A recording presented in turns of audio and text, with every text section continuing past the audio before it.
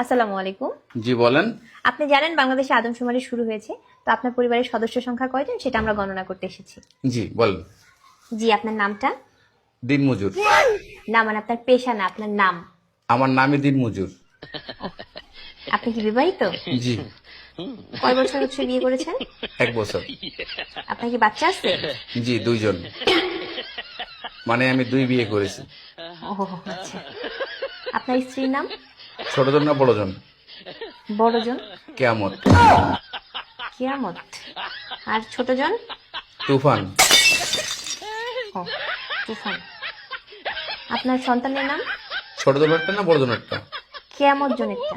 ঝড়। ঝড়। আর তুফানেরটা? Cedar. Cedar. জি, আপনার মূল্যবান সময় দেওয়ার জন্য আপনাকে ধন্যবাদ। আর লাগবে না? না না না, আর কিছু লাগবে না। আর কিছু লাগলে নিয়ে যান। না না, তাহলে ভিতরে এসে চা খেয়ে যান।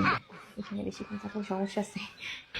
না না না, আর কিছুই লাগবে না। আপনাকে অসংখ্য ধন্যবাদ। ভালো